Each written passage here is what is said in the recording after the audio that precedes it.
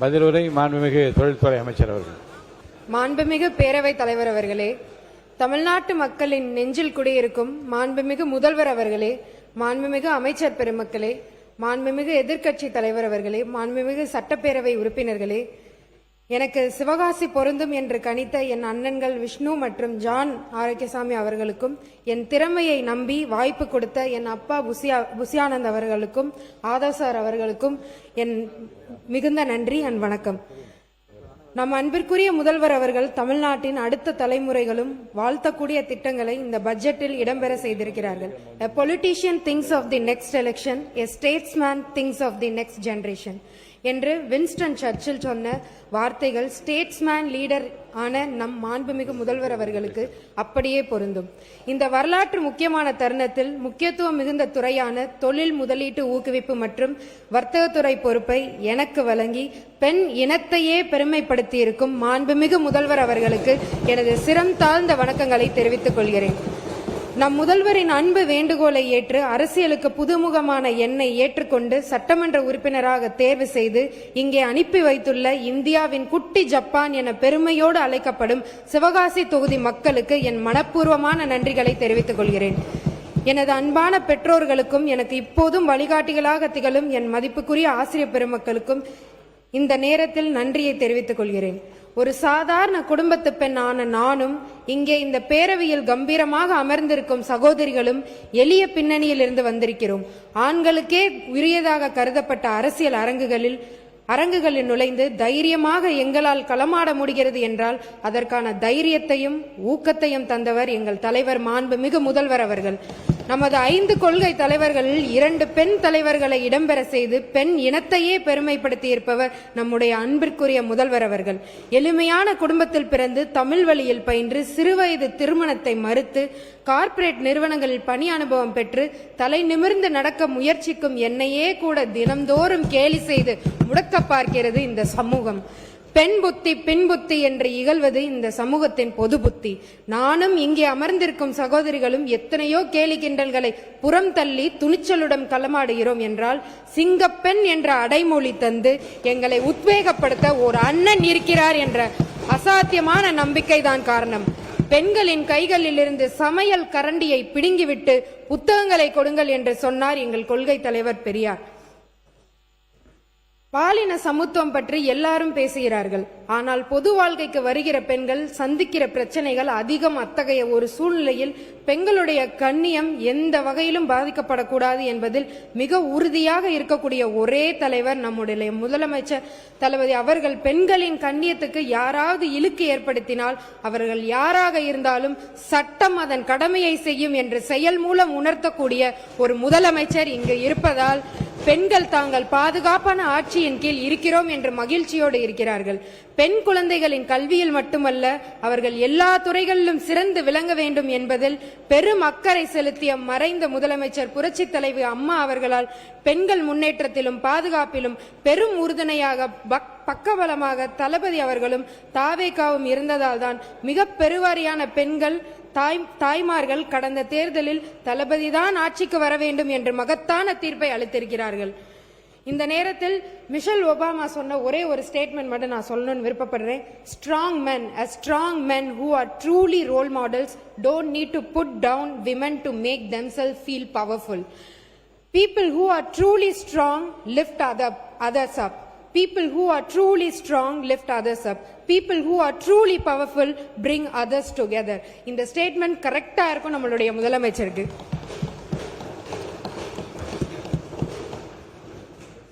இது மட்டும் அல்லாம நம்மளுடைய மாண்புமிகு முதலமைச்சர் வந்த உடனே காட்டன் இம்போர்ட் டியூட்டியை குறைச்சு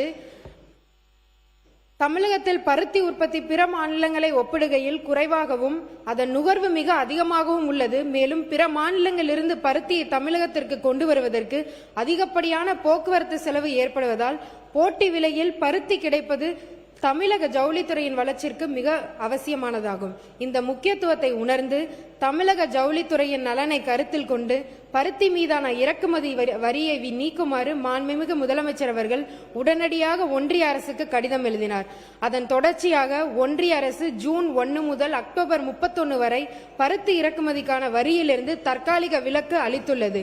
இந்த நடவடிக்கைக்காக மாண்புமிகு முதலமைச்சர் அவர்களுக்கு எங்களது மனமார்ந்த நன்றியை தெரிவித்துக் கொள்கிறோம். இதனால இந்த டெக்ஸ்டைல்ஸ் 10,000 முதல் 15,000 கோடி இதனால சேமிக்கப்படுறாங்க. இதுல இருந்து 10 லட்சம் பேர் வேலை வாய்ப்போட இன்னைக்கு இருந்துட்டு இருக்காங்க இந்த ஒரு அறிக்கையினால. நமது மாண்புமிகு முதல்வர் அவர்கள் மே 10, 2026 அன்று முதலமைச்சராக பதவியேற்றார்கள். அன்று முதல் சுமார் 100 நாட்களில் தொழில் முதலீடு மற்றும் வேலைவாய்ப்பு ஆகியவற்றில் பல்வேறு முன்னேற்றங்கள் சாதிக்கப்பட்டுள்ளன. இந்த சாதனைகளுக்கெல்லாம் ஒரு மணிமகுடமாக ஆகஸ்ட் 13, 2026 சென்னையில் நடைபெற்ற வெற்றி தமிழ்நாடு முதலீட்டாளர்கள் மாநாடு அமைந்தது. நமது முதல்வர் அவர்கள் பொறுப்பேற்றதிலிருந்து இதுவரை 104 நிறுவனங்களுடன் புரிந்துணர்வு ஒப்பந்தங்கள் கையெழுத்தாகி இருக்கின்றன. வெற்றி தமிழ்நாடு கான்க்ளேவ் எல்லாரும் ஒரு சின்ன அறையில் நடத்தப்பட்டது அப்படின்லாம் சொன்னாங்க. ஆனா நான் ஒன்று சொல்லிக்கிறேன், 104 MOU நம்ம பண்ணியிருக்கோம். 1,02,514 கோடிக்கு பண்ணியிருக்கோம். 1,21,788 ஜாப் இன்னைக்கு கிடைச்சிருக்கு. வந்த 2 மாதத்துல 7 MOU பண்ணியிருக்கோம். 35,000 கோடி இன்வெஸ்ட் பண்ணிருக்காங்க. 14,790 ஜாப் கிடைச்சிருக்கு. இதன் மூலமா நான் என்ன சொல்ல விரும்புகிறேன்னா, நிறைய பேர் இங்க கேட்டாங்க என்ன நீங்க எதையுமே ரிலீஸ் பண்ணல அப்படின்னு சொல்லி. ஆனா கைடன்ஸ் தமிழ்நாடுல இருந்து நம்ம பப்ளிக்கா லைவ்ல இது போய்கிட்டு தான் இருந்தது. எல்லா கம்பெனியும் என்ன ஏதுன்னு வெளியிட்டதான் செஞ்சோம். அதை ஏன் நம்ம சட்டமன்ற உறுப்பினருக்கு தெரியல அப்படின்றது எனக்கு தெரியல. அதே மாதிரி வெற்றி மாநாடுல 97 MOUs சைன் பண்ணோம். கிரீன்ஃபீல்ட் பிரவுன்ஃபீல்ட் அப்படின்னு 2 இருக்கு. கிரீன்ஃபீல்டு 55 பண்ணோம். 50 விரிவாக்க திட்டம், இதுல 8 திட்டங்கள் இது 2மே சேர்ந்து இருக்கு. அதே மாதிரி 25 புதிய நிறுவனங்கள் முதல் முறையா தமிழ்நாட்டுக்கும் வந்திருக்கு. அதுல அல்ட்ரா வயலட் கிருஷ்ணகிரியில அமைக்கிறாங்க. ஃபார்ச்சூன் 500 அப்படின்னு சொல்ற தரவரிசையில 292வது ரேங்க்ல இருக்கிற சூப்பர் மைக்ரோ அப்படின்ற 2 கம்பெனி புது கம்பெனி இங்க வந்திருக்கு.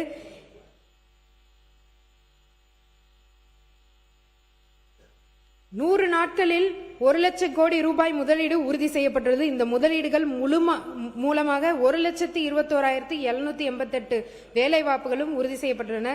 இவையெல்லாம் ஜஸ்ட் ட்ரெய்லர் தான், மெயின் பிக்சர் இனிமேதான் வரும். 100 நாட்களில் நமது மாண்புமிகு முதல்வர் அவர்கள் தலைமையிலான அரசு 100 நாட்களில் 1 லட்சம் கோடி முதலீட்டை ஈர்த்துள்ளது என்ற சாதனையை கேட்டதும் சிலருக்கு பொறுக்கவில்லை. அது எப்படி சாத்தியம் என்ற பதற்றத்துடன் கேட்கிறார்கள். முதலீட்டாளர்களுக்கு மாபெரும் நம்பிக்கை தந்திருப்பது நம் தலைவர் கூறிய வார்த்தைகள். உங்களிடம் யாராவது லஞ்சம் கேட்டால் கொடுக்க முடியாது என்ற துணிச்சலாக சொல்லுங்க. இது எங்க தம்பி விஜய் ஆட்சி, இது எங்க பிள்ளை விஜய் ஆட்சி என்ற தைரியமாக சொல்லுங்க. நான் உங்களுடன் இருக்கிறேன் என்று அவர் வெளிப்படையாக அறிவித்ததால் தான் அவர் ஆட்சிக்கு வந்த பிறகு அரசு அலுவலகங்கள் 1 பைசா லஞ்சம் இல்லை. இது முதலீட்டாளர்கள் மத்தியில் பெரும் பேசு பொருளாக மாறிவிட்டது. வெற்றி தமிழ்நாடு முதலீட்டாளர்கள் மாநாட்டின் போது வெளிநாட்டு முதலீட்டாளர்கள் பலரும் இதற்காக முதல்வருக்கு நன்றி தெரிவித்தனர். நம் அன்பிற்குரிய முதல்வர் அவர்கள் தமிழ்நாட்டின் வளர்ச்சிக்கான தொலைநோக்கு திட்டத்தை அறிவித்துள்ளார். அதன் அடிப்படையில் தமிழ்நாட்டின் தொழில் வளர்ச்சிக்காக புதிய தொழில் கொள்கையை அரசு இறுதி செய்து வருகிறது. செமிகண்டக்டர், செயற்கை நுண்ணறிவு, ஆளில்லா விமானங்கள், உணவு பதப்படுத்துதல், உயிரியல் மருந்துகள் உள்ளிட்ட 20 உயர் வாய்ப்பு துறைகள் அடையாளம் காணப்பட்டுள்ளன. FDI அந்நிய நேரடி முதலீடு. நம் அன்பிற்குரிய முதல்வர் அவர்களின் வழிகாட்டுதலின்படி அந்நிய நேரடி முதலீட்டை ஈர்ப்பதற்கான பணிகள் தீவிரப்படுத்தப்பட்டுள்ளன. 16 நாடுகளை சேர்ந்த மற்றும் வெளிநாட்டு தலைமையகங்களை கொண்ட 30 திட்டங்கள் இவற்றுள் மேற்கொள்ளப்பட்டு முதலீடு 22,268 கோடி அந்நிய நேரடி முதலீடுகள். இவை மொத்த முதலீடுகளில் 22% மேலும் 38,357 வேலை வாய்ப்புகள் உறுதி செய்யப்பட்டுள்ளன. முக்கிய நாடுகளை மட்டும் இங்கே குறிப்பிடுகிறேன். ஆஸ்திரேலியா 7,125 கோடி, ஜெர்மனி 4,400 கோடி, ஜப்பான் 2,651 கோடி, பிரான்ஸ் 2,021 கோடி, தென்கொரியா 6 திட்டங்கள், ஸ்ரீலங்கா 800 கோடி, 7,000 வேலை வாய்ப்புகள் ஜவுளித்துறையில். தமிழ் டயஸ்போரா உலக தமிழ் சமூகத்துடனான தொடர்பை மேலும் வலுப்படுத்தும் வகையில் மாண்புமிகு முதலமைச்சர் அவர்கள் உலகம் முழுவதும் வாழும் புலம்பெயர் தமிழர்களுக்கு தங்கள் பூர்வீக மண்ணில் முதலீடு செய்யுமாறு அழைப்பு விடுத்து கடிதம் எழுதியுள்ளார். இதற்கு 120 பேர் பதிலளித்துள்ளனர். இதன் தொடர்ச்சியாக வெளிநாடுகளில் வாழும் தமிழர்களுக்கான முதலீட்டு ஊக்குவிப்பு பிரிவு வழிகாட்டி நிறுவனத்தின் கீழ் அமைக்கப்பட்டுள்ளது. வெளிநாட்டில் வாழும் தமிழர்கள் தமிழ்நாட்டில் முதலீடு செய்ய விரும்பும் போது ஒரே இடத்தில் சிங்கிள் பாயிண்ட் ஆஃப் கான்டாக்ட் உதவி உறுதி செய்யப்பட்டுள்ளது. இதுக்கு எக்ஸாம்பிள் தான் எம்பல் டெக்ஸ்டைல் பார்க் அப்படின்னு சொல்லி நம்ம அனௌன்ஸ் பண்ணோம். நம்ம ரீசன்ட் கான்க்ளேவ்ல 17 மேல இருந்து அவர் என் கூட கோஆர்டினேட் பண்ணி இன்னைக்கு அவங்களுக்கு லேண்டும் அலோகேட் பண்ணி எல்லா கன்வர்ஷன் ரேட்டும் இப்போ நம்ம இந்த 1 லட்சம் கோடியில எல்லாரும் கேட்டீங்க இதை நீங்க எவ்வளவு தூரம் கிரவுண்ட் பண்ணுவீங்கன்னு சொல்லி. இன்னைக்கு வர கன்வர்ஷன் ரேட் 45%. நாங்க வந்த 100 நாட்கள்ல 45% கன்வர்ஷன் ரேட் காமிச்சிருக்கோம். இது மட்டும் அல்லாம எந்தெந்த துறைகள்ல எத்தனை திட்டங்கள் கொண்டு வந்திருக்கோம். வாகனங்கள் மற்றும் மின்வாகனத்துறை 17 திட்டங்கள் 17,073 கோடி 14,977 ஜாப் கிடைச்சிருக்கு. புதுப்பிக்கத்தக்க எரிசக்தி இந்த துறையில 15,787 கோடி. பொறியியல் உற்பத்தி துறையில 20 திட்டங்கள் 9,525 கோடி 22,220 ஜாப். ஜவுளித்துறையில 16 திட்டங்கள் 7,871 கோடி 24,876 ஜாப்ஸ். மின்னணுவியல் மற்றும் செமிகண்டக்டர் 10 திட்டங்கள் 5,893 கோடி 7,236 ஜாப்ஸ். உயிர் அறிவியல் திட்டங்கள் 8 திட்டங்கள் கொண்டு வந்திருக்கோம். 33,893 கோடி இதுல இன்வெஸ்டர்ஸ் இன்வெஸ்ட் பண்ணிருக்காங்க. வான்வெளி பாதுகாப்பு மற்றும் விண்வெளி 6 திட்டங்கள் 2,787 கோடி இதுல இன்வெஸ்ட் பண்ணிருக்காங்க. தொழில்துறை பூங்காக்கள், கடல்சார் துறை, பொம்மைகள், ஆள் தொழில்நுட்பம் இதுல 8 திட்டங்கள் கொண்டு வரப்பட்டிருக்கு. பல்கலைக்கழகங்கள், R&D, GCC உள்ளிட்ட துறைகளிலும் முதலீடு 1000 5,000 ஜாப் கொடுக்குது. மேம்பட்ட தொழில்நுட்ப முன்னுரிமை துறைகள் 40 திட்டங்கள் 54,787 கோடி 30,157 ஜாப் கொண்டு வந்திருக்கோம். தரவு மையங்கள் 3 திட்டங்கள் 26,417 கோடிக்கு இத்தனை துறைகளிலும் நம்ம முதலீடு கொண்டு வந்திருக்கோம். இத்தனை துறைகளிலும் ஜாப் நம்ம இன்னைக்கு கொண்டு வந்திருக்கோம்.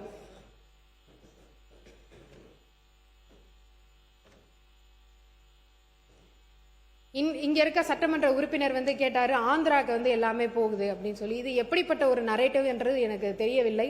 ஏன்னா முதலீடு எப்படி நடந்ததுன்னு தெரிஞ்சதுன்னா இந்த மாதிரி ஒரு கேள்வியே வராது. ஒரு பட்டனை தட்டின உடனே இன்னொரு ஸ்டேட்டுக்கு ஒன்றும் போகாது. MOU சைன் பண்றதுக்கு முன்னாடி ஃபார் எக்ஸாம்பிள் நீங்களே ஒரு ரியல் எஸ்டேட் வாங்குறீங்கன்னா அந்த ரியல் எஸ்டேட் இடத்துக்கு பக்கத்துல தண்ணி இருக்கா, இல்ல காலேஜ் இருக்கா, ஸ்கூல் இருக்கா, எல்லாத்தையும் செக் பண்ணி தான் வாங்குவீங்க. அதுக்கப்புறம் தான் எல்லாமே நடக்கும். அதே மாதிரி ஒரு MOU சைன் பண்ணா ஒரு இன்வெஸ்டர் அங்க வாட்டர் இது இருக்கா, எலக்ட்ரிசிட்டி இருக்கா, இன்சென்டிவ் பேசணும். இதெல்லாம் பேசினக்கு அப்புறம் தான் அவங்க வேற இடத்துக்கு போறதா இங்க இருக்கிறதான்னு முடிவு பண்ணுவாங்க. அது எப்படி 5 நாள்ல ஆந்திராக்கு போக முடியும்? இந்த ஒரு பேசிக் அண்டர்ஸ்டாண்டிங் இருந்தா மட்டும்தான் இந்த மாதிரியான ஒரு பொய் உண்மைக்கு புறம்பான ஒரு இதை சொல்லணும். கடந்த ஓரிரு மாதங்களாக இங்குள்ள முதலீட்டாளர்கள் வேறு மாநிலங்களுக்கு வெளியேறி செல்வதாக ஒரு வதந்தி திட்டமிட்டு பரப்பப்படுகிறது. பல்லாயிரம் கோடி முதலீடு செய்யும் எந்த ஒரு நிறுவனம் ஓரிரு வாரங்களில் அல்லது ஓரிரு மாதங்களில் திடீர் முடிவெடுத்து தங்கள் ஆலைகளை இடம் மாற்றிக்கொள்ள மாட்டார்கள் என்பது அடிப்படை அறிவுள்ள அனைவருக்கும் தெரியும். அப்படி ஓரிரு நிறுவனங்கள் இடம் மாறுவது என்பது அவர்கள் 6 மாதம் அல்லது ஓராண்டுக்கு முன் எடுத்த முடிவு. அதற்கு சான்றாக அப்போலோ டயர் ஆந்திர பிரதேசத்தில் உள்ள ஸ்ரீ சிட்டியில் ஏற்கனவே உள்ள தனது நிலத்தில் இந்த திட்டத்தை அமைக்கிறது. பிப்ரவரி 2026 தனது திட்டத்தை அறிவித்துள்ளது இந்த அரசு ஆட்சிக்கு வருவதற்கு முன்னர். ஆகவே இது எதுவும் புதிய விஷயம் அல்ல. ராயல் என்ஃபீல்ட் தமிழ்நாட்டில் ஏற்கனவே 4 ஆலைகளும் 1 R&D மையமும் நிறுவியுள்ளது. ஆந்திர பிரதேசத்தில் உள்ள திட்டம் இந்நிறுவனத்தின் 5வது திட்டமாகும். அக்டோபர் 2025 ஆண்டே இது தங்களின் முடிவாகும் என்று இந்நிறுவனம் தெரிவித்துள்ளது. இதற்கு பின்னர் செய்யாறு பகுதியில் தனது 4வது ஆலையை இந்நிறுவனம் தொடங்கியுள்ளது. இது நம் மீது அந்த நிறுவனம் கொண்டுள்ள நம்பிக்கையின் வெளிப்பாடாகும். அதானி கிரீன் நிறுவனத்தின் 24,500 கோடி 4,000 வேலைவாய்ப்புகள் கொண்ட பம்ப்ட் ஹைட்ரோ திட்டம் தமிழ்நாட்டிலேயே தொடர்கிறது. இதனை நிறுவுவதற்கான பணிகள் தொடர்ந்து மேற்கொள்ளப்பட்டு வருகிறது. வேலூர் மாவட்டம் அல்லேரி பகுதியில் டான்ஜெட்கோ முதற்கட்ட EOயை வெளியிட்டுள்ளது. இதன் சாத்தியக்கூறு ஆய்வுகள் மற்றும் பொறியியல் பணிகள் மேற்கொள்ளப்பட்டு வருகின்றன. இந்நிறுவனத்தின் 2ஆம் கட்டம் திருநெல்வேலியில் திட்டமிடப்பட்டுள்ளது. ரிலையன்ஸ் சோலார் அண்ட் பேட்டரி திட்டம் இதுவரையில் எந்த மாநிலத்துடனும் புரிந்துணர்வு ஒப்பந்தம் மேற்கொள்ளப்படவில்லை. நிறுவனத்திடமிருந்து கிடைத்த தகவல்களின்படி இதுவரை இறுதி முடிவு எதுவும் எடுக்கப்படவில்லை. அதே வேளையில் தமிழ்நாட்டுடன் மேற்கொள்ளப்பட்டுள்ள புரிந்துணர்வு ஒப்பந்தம் 11,760 கோடி மற்றும் 7,000 நேரடி மற்றும் சுமார் 43 மறைமுக வேலைவாய்ப்புகள் திட்டத்திற்கான பணி நடைபெற்று வருகிறது. இத்திட்டத்திற்கான நிலம் கையகப்படுத்தும் பணிகள் மேற்கொள்ளப்பட்டு வருகிறது. கூகுள் தரவு மையம் தொடக்கம் முதலே இந்நிறுவனத்தின் தேர்வு ஆந்திர பிரதேசம் என்றுதான் இருந்து வந்துள்ளது. தமிழ்நாடு போட்டியே இல்லை. தமிழ்நாடு முதல் 100 நாட்களிலேயே 26,417 கோடி முதலீடுகள் அளவிற்கான உறுதிப்பாடுகளை தரவு மையங்களில் ஈர்த்துள்ளது. அக்னி அஸ்திரா இதை இழந்த திட்டமாக கருத இயலாது. திட்டமிட்டு மேற்கொள்ளப்பட்ட கொள்கை முடிவு. ஏனெனில் வெடிமருந்து உற்பத்தி திட்டங்களுக்கு பாதுகாப்பு இடைவெளியாக ஆயிரக்கணக்கான ஏக்கர் தேவைப்படுகிறது.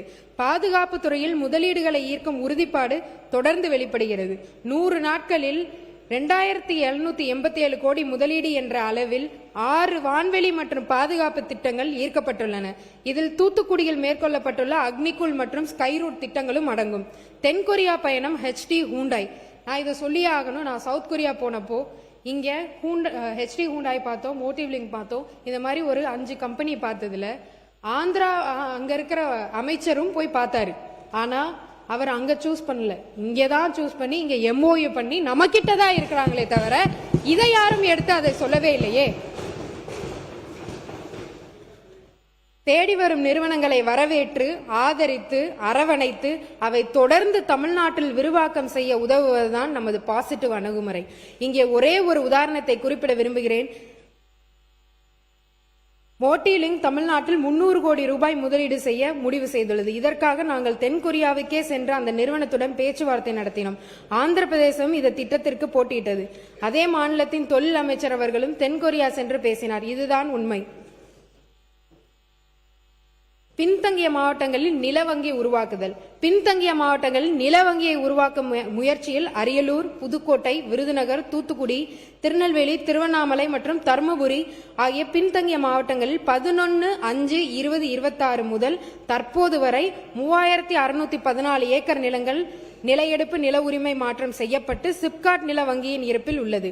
ஏனைய பின்தங்கிய மாவட்டங்களில் நிலம் கண்டறியப்பட்ட நிலையெடுப்பு நடவடிக்கை எடுக்கப்பட்டு வருகிறது.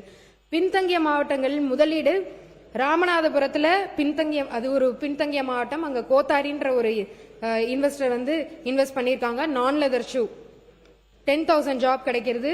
புதுக்கோட்டையில 3500 ஜாப் கிடைக்குது. வேலூர்ல 3000 ஜாப் கிடைக்குது. சிவகங்கையில 1600 ஜாப் கிடைக்குது. நாமக்கல், கடலூர், திண்டுக்கல், திருவண்ணாமலை மற்றும் விருதுநகர் இதுல எல்லாத்திலையும் PM மித்ரா பார்க்ல வருது. 13 திட்டங்கள் 1 அல்லது அதற்கு மேற்பட்ட மாவட்டங்களில் மேற்கொள்ளப்பட்டுள்ளன.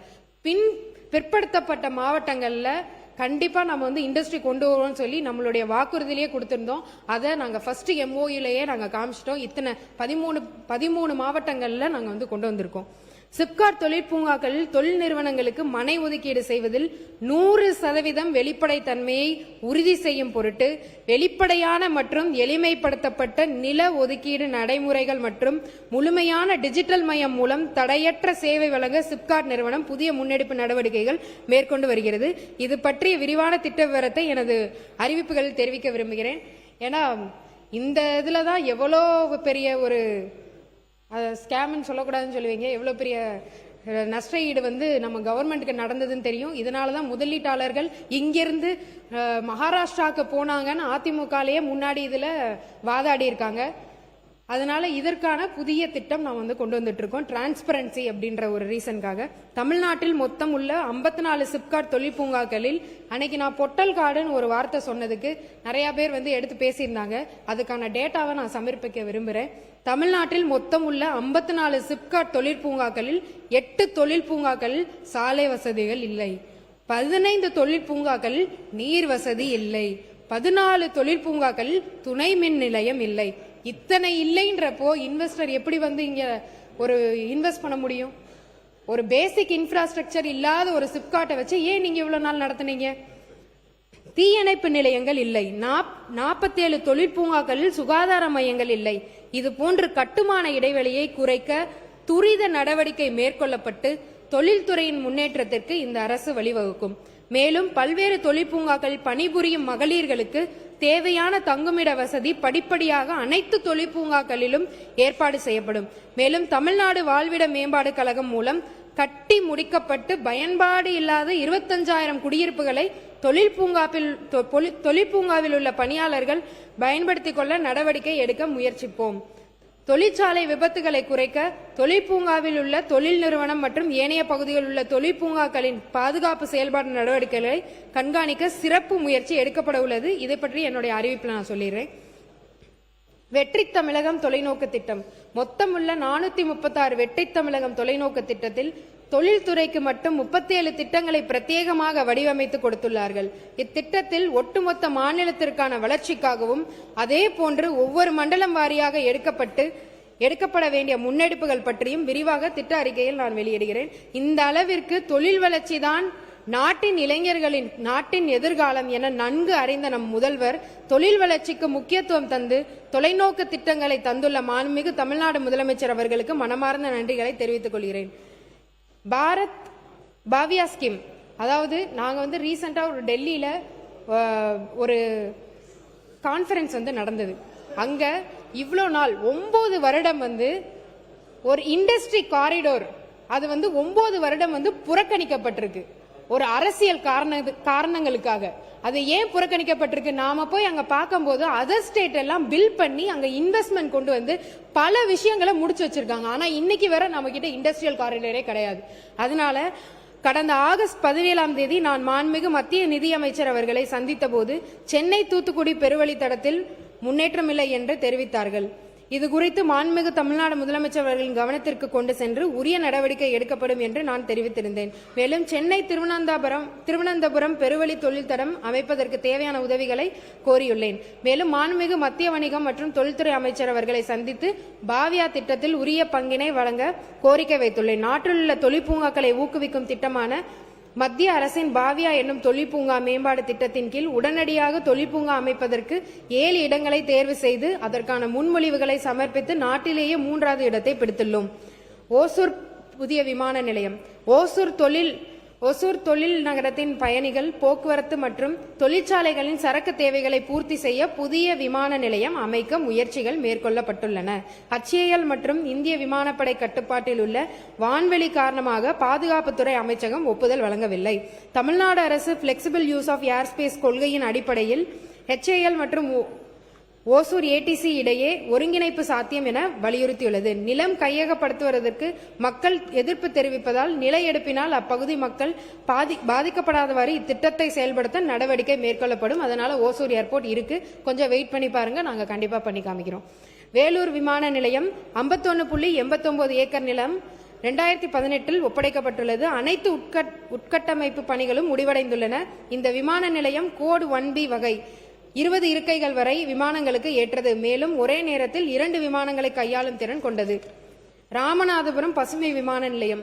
சுற்றுலா மற்றும் பிராந்திய வளர்ச்சியை மேம்படுத்த ராமேஸ்வரத்திற்கு அருகில் புதிய விமான நிலையம் அமைக்க திட்டமிடப்பட்டுள்ளது. கும்பரம் மற்றும் மாணிக்கநேரி ஆகிய 2 இடங்களை ஏர்போர்ட் அத்தாரிட்டி ஆஃப் இந்தியா ஆய்வு செய்ததில் மாணிக்கநேரி 600 ஏக்கர் இடம் பொருத்தமானதாக தேர்வு செய்யப்பட்டுள்ளது. மத்திய அரசிற்கு ஒப்புதல் கோரி கருத்துரு அனுப்பப்பட்டு நிலம் கையகப்படுத்தும் பணிகள் தொடங்கப்பட்டுள்ளன. உளுந்தூர்பேட்டை விமான ஓடுதளத்தை மீண்டும் பயன்பாட்டிற்கு கொண்டுவர தமிழ்நாடு அரசின் நடவடிக்கை. உளுந்தூர்பேட்டையில் பயன்பாட்டில் இல்லாத விமான ஓடுதளத்தை மீண்டும் பயன்பாட்டிற்கு கொண்டு வந்து வான்வெளி ஆராய்ச்சி, விமான சோதனை மற்றும் திறன் மேம்பாட்டிற்கான வசதிகளை உருவாக்க தமிழ்நாடு அரசு நடவடிக்கை மேற்கொண்டு வருகிறது. இதற்காக டிட்கோ, IIT மெட்ராஸ் இணைந்து விமான சோதனை மையம் அமைக்க திட்டமிட்டு தேவையான நிலம் மற்றும் அனுமதிகள் தொடர்பாக ஒன்றிய பாதுகாப்பு அமைச்சகத்துடன் தமிழ்நாடு அரசு தொடர்ந்து ஒருங்கிணைத்து வருகிறது. வான்வெளி மற்றும் பாதுகாப்பு தொழில் உட்கட்டமைப்பு மேம்பாடு. சூலூர், கோயம்புத்தூர் மாவட்டம்.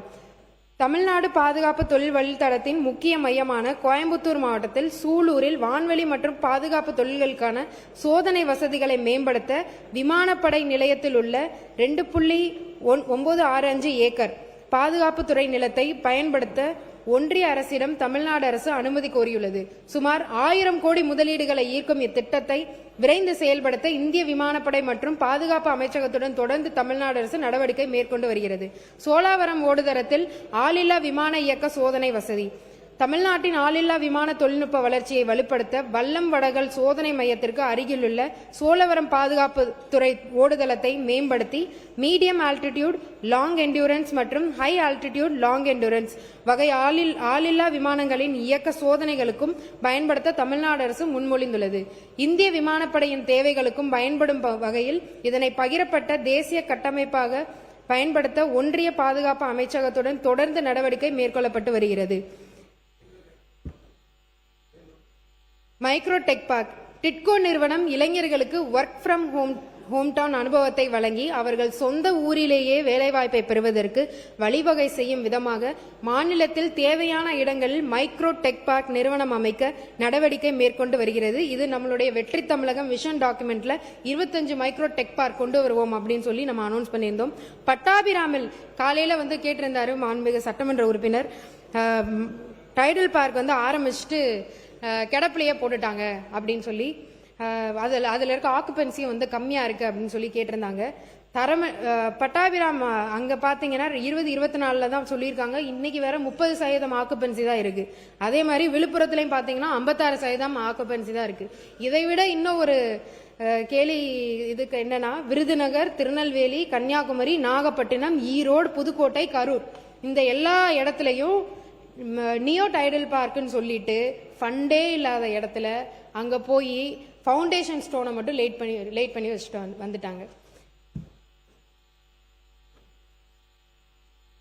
டைடல் நியோ பார்க்கானது விழுப்புரத்தில் திருச்சிற்றம்பலம் என்னும் இடத்தில் கட்டப்பட்டுள்ளது. இது மிக உள்ளே உள்ள ரிமோட் ஏரியா ஆகும். மேலும் இதில் 56% மட்டுமே பயன்பாட்டு நிலையில் உள்ளது. மேலும் விருதுநகர், திருநெல்வேலி, கன்னியாகுமரி, நாகப்பட்டினம், ஈரோடு, புதுக்கோட்டை மற்றும் கரூர் ஆகிய மாவட்டங்களில் டெண்டர் விடப்பட்டது, கான்ட்ராக்டர் ஒதுக்கப்பட்டது, அடிக்கல்லும் நாட்டப்பட்டது. ஆனால் நிதி ஒதுக்கீடு செய்யப்படவில்லை. ஏன்னா அப்ப நிதியே இல்லை. ஆனா அடிக்கல் மட்டும் நாட்டிட்டாங்க, கான்ட்ராக்டருக்கும் கொடுத்துட்டாங்க. தமிழ்நாடு தொழில்துறையில் நாட்டின் முதன்மை மாநிலமாக உள்ளது. உயர்கல்வித்துறையிலும் இது முக்கியமானது, எல்லாருக்குமே இது ரொம்ப முக்கியமானது. தமிழ்நாடு தொழில்துறையில் நாட்டின் முதன்மை மாநிலமாக உள்ளது. உயர்கல்வித்துறையிலும் நாட்டிலே முதன்மை மாநிலமாக உள்ளது. அதாவது 50% கிராஸ் என்ரோல்மெண்ட் ரேஷியோ. இருப்பினும் இவ்விரண்டையும் இன்னைக்கும் இண்டஸ்ட்ரி அகாடமியா இன்டர்ஃபேஸ் முயற்சி இதுவரை முனைப்பாக எடுக்கப்படவில்லை. நமது அரசு இதில் சிறப்பு கவனம் செலுத்தி இவ்விரு துறைகளையும் ஒருங்கிணைத்து சிறப்பாக செயல்படுத்திட வழிவகை செய்யப்படும். அதே போன்று ஒவ்வொரு மாவட்டத்திற்கும் என பிரத்யேக மாவட்ட வளர்ச்சி திட்டம் தயாரித்து இளைஞர்களுக்கு அதிகமான வேலைவாய்ப்பு ஏற்படுத்தி தரப்படும். இந்த விண்வெளி பூங்காவில் அக்னிகுல் காஸ்மோஸ், கைரூட் ஏரோஸ்பேஸ் உள்ளிட்ட முன்னணி தனியார் விண்வெளி நிறுவனங்கள் முதலீடு செய்ய தமிழ்நாடு அரசுடன் புரிந்துணர்வு ஒப்பந்தங்களை மேற்கொண்டுள்ளன. மேலும் இந்திய விண்வெளித்துறையின் எதிர்கால வளர்ச்சி வாய்ப்புகளை கருத்தில் கொண்டு அக்னிகுல் காஸ்மோஸ் நிறுவனத்தில் 25 கோடி பங்கு முதலீடு செய்ய டிட்கோ முன்மொழிந்துள்ளது. இந்த முதலீடுகள் மற்றும் தொழில்துறை உட்கட்டமைப்புகள் மூலம் தமிழ்நாடு விண்வெளி உற்பத்தி ஏவுதல் மற்றும் விண்வெளி தொழில்நுட்பங்களின் முன்னணி மையமாக உருவாகும் வாய்ப்பு அதிகரித்துள்ளது. தமிழ்நாடு தொழில் முதலீட்டு நிறுவனத்தை பொறுத்தவரை பெருகி வரும் பெருந்தொழில் நிறுவனங்களில் தொழில் முதலீடுகள் செய்யும் தொழில் நிறுவனங்களுக்கு தேவையான ஆன்சிலரி சப்போர்ட், MSME நிறுவனங்களை ஊக்குவிக்க தேவையான நிதி உதவிகள் டிக் நிறுவனம் மூலம் வழங்க புதிய வழிவகை செய்யப்பட்டுள்ளது. இது பற்றிய விரிவான அறிவிப்பை நான் என்னோட இதுல சொல்லிடுறேன். இதுக்கு ஒரு உதாரணமா நான் என்ன சொல்ல விரும்புகிறேன்னா, டிக் ஒரு காலகட்டத்தில் ஒரு லோன் கொடுக்கிற ஒரு இதாக தான் இருந்திருக்கு. இன்னைக்கு நம்ம என்ன பண்ண போறோம் அப்படின்னா, SHG குரூப் அவங்களையும் இம்ப்ரூவ் பண்றதுக்கு ஒரு புதிய, ஏன்னா இது முன்னாடியே பண்ணியிருக்காங்க. சின்ன பிள்ளைன்ற மதுரை மாவட்டத்தில் ஒருத்தவங்க இருந்தாங்க. அவங்க ஓரிங் ஹைட்ரோக்ளாலிக் சிஸ்டத்தை ஆயில் லீக்காம இருக்கிறதுக்கு அந்த ஒரு இதை MSMEல இருக்கிற ஒரு SHG மதுரையில் இருக்கிற ஒரு பெண்மணி அதை பண்ணிட்டு இருந்தாங்க. அப்போவே வாஜ்பாய் அவர்கள் அவங்க வீட்டில் போய் அவங்களுடைய காலில் கும்பிட்டு இருந்தாங்க. ஸோ அந்த மாதிரியான ஒரு திட்டத்தை நமது மாண்புமிகு முதல்வர் அவர்கள் இண்டஸ்ட்ரியும் MSMEயும் இணைத்து அங்க இருக்க SHG குரூப் பெண்களும் வளர வேண்டும் அப்படின்றத இன்னைக்கு வலியுறுத்தியிருக்காங்க. தமிழ்நாடு சிமெண்ட் நிறுவனத்தின் அரியலூர் ஆலையில் தற்போது கிளிங்கர் உற்பத்தி செய்வதற்கு நிலக்கரி எரிபொருளாக பயன்படுத்தப்படுகிறது. எனவே டான்சம் நிறுவனம் முதற்கட்டமாக குறைந்தபட்சம் 15% மாற்று எரிபொருள் பயன்பாட்டிற்காக பல முயற்சிகளை எடுத்து வருகிறது.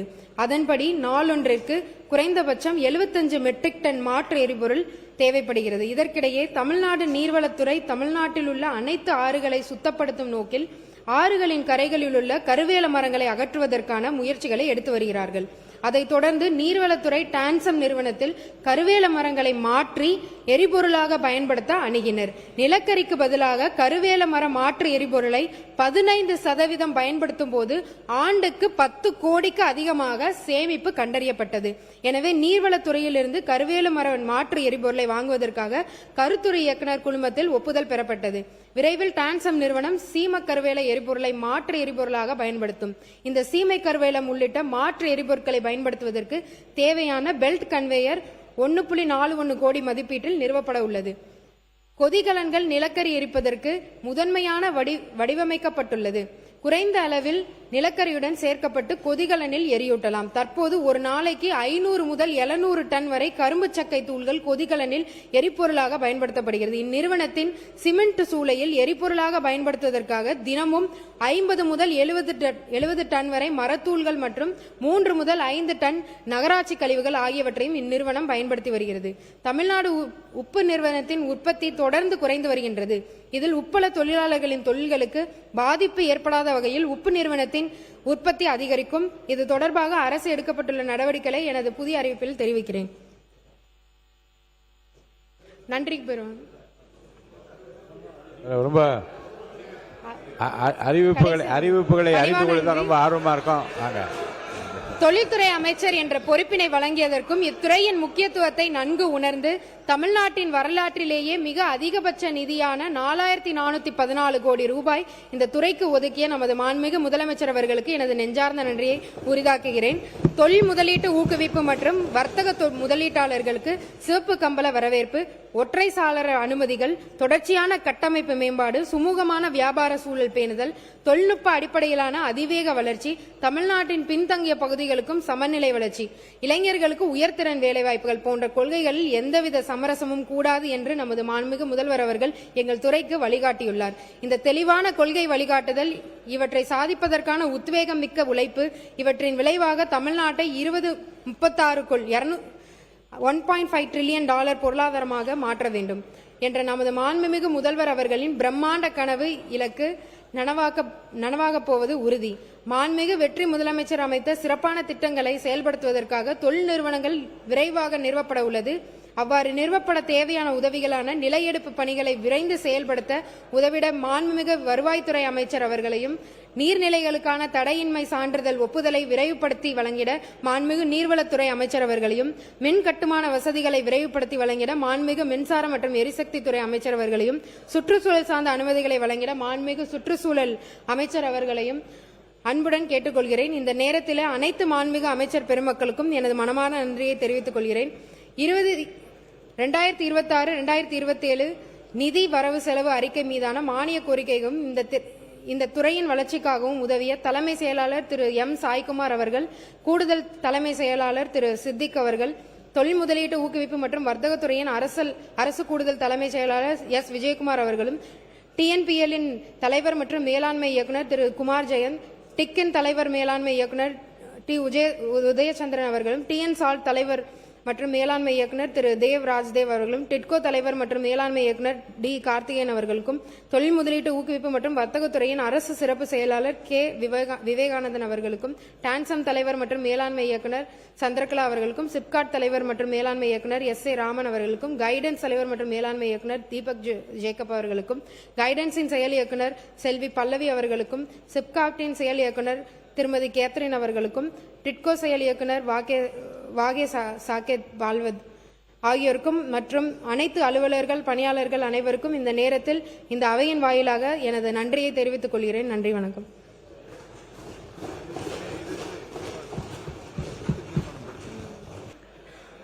மாண்புமிகு தொழில்துறை அமைச்சர், நீங்க அறிவிப்புகளை வெளியிடலாம். அறிவிப்புகள்.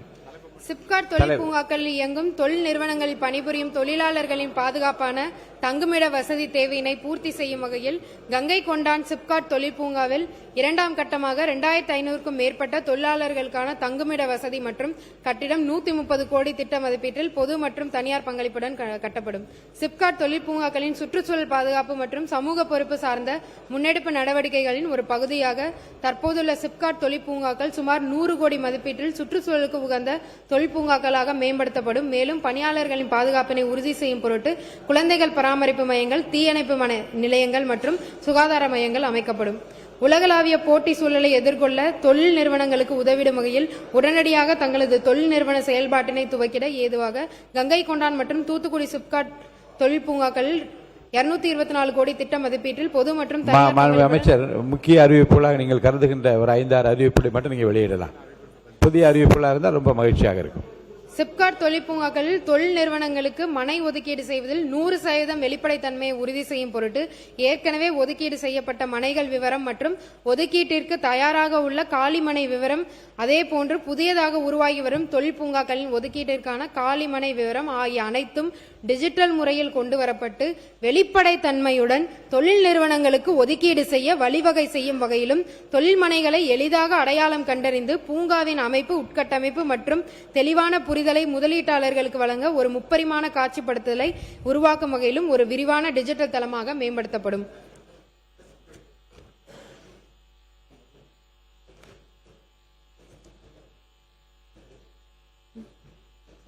விழுப்புரம் மாவட்டத்துக்கு ஒரு அறிவிப்பு இருக்கு, நாமக்கல் மாவட்டத்துக்கு ஒரு அறிவிப்பு இருக்கு, புதுக்கோட்டை மாவட்டத்துக்கு ஒரு அறிவிப்பு இருக்கு.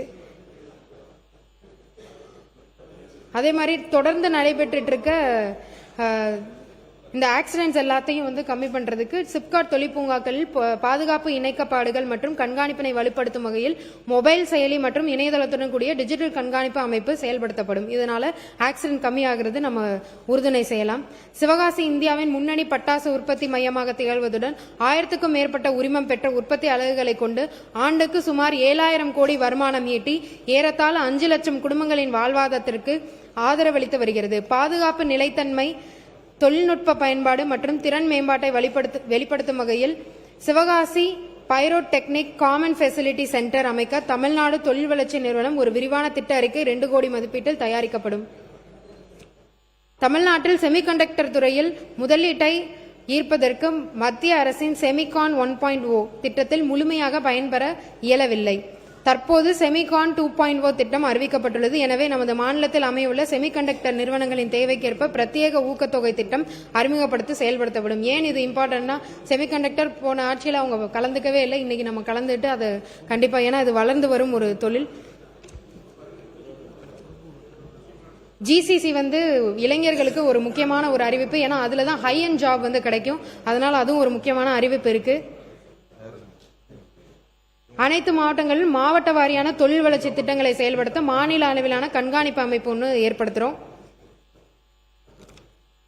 தமிழ்நாட்டில் மகளிர் தொழில் முனைவோர்களை ஊக்குவிக்கும் விதமாக வெற்றி மகளிர் தொழில் முனைவோர் மேம்பாட்டு திட்டம் என்ற புதிய திட்டத்தின் மூலம் தொழில் முனைவோர்களுக்கு தொழில் முனைவோர் மேம்பாட்டு பயிற்சி வழங்கி குறைந்த வட்டி விகிதத்தில் கடன் உதவி, கடன் பங்களிப்பு தொகையில் சலுகை மற்றும் பிணைய சொத்து வழங்குதலில் சலுகை ஆகிய உதவிகளுடன் மகளிர் தொழில் முனைவோர்கள் எளிதாக தொழில் கடன் உதவி பெற வழிவகை செய்யப்படும். தமிழ்நாடு தொழில் முதலீட்டு கழகம் மூலம் இத்திட்டத்தின் கீழ் 500 கோடி கடனுதவி வழங்கப்படும். 500க்கும் மேற்பட்ட மகளிர் தொழில் முனைவோர்கள் பயன்பெறுவர்.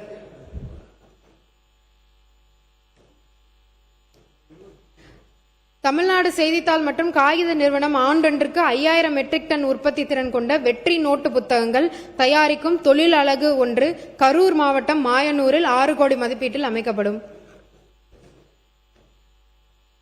உப்பள தொழிலாளர்களின் குடும்பத்திற்கு ஆண்டொன்றுக்கு தற்போது வழங்கப்பட்டு வரும் மழைக்கால நிவாரணத் தொகை 5000 7000 உயர்த்தி வழங்கப்படும்.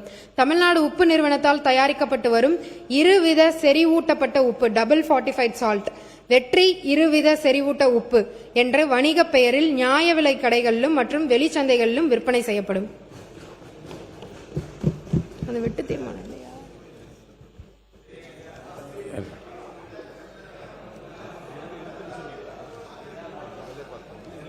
வெட்டு தீர்மானங்களை திரும்ப பெற தொழில் முதலீட்டு ஊக்குவிப்பு மற்றும் வர்த்தகத்துறையில் மாண்புமிகு உறுப்பினர்கள் அளித்துள்ள வெட்டு தீர்மானங்கள் அனைத்தையும் படித்து பார்த்தேன். அவற்றிற்கு எனது பதிலுரையில் விளக்கம் அளித்திருப்பேன் என கருதுகிறேன். விடுபட்ட வெட்டு தீர்மானங்களை மாண்புமிகு முதலமைச்சரின் கவனத்திற்கு கொண்டு சென்று பரிசீலிக்கப்படும். மாண்புமிகு உறுப்பினர்கள் அளித்துள்ள வெட்டு தீர்மானங்களை திரும்ப பெற்றுக் கொள்ளுமாறு கேட்டுக்கொள்கிறேன்.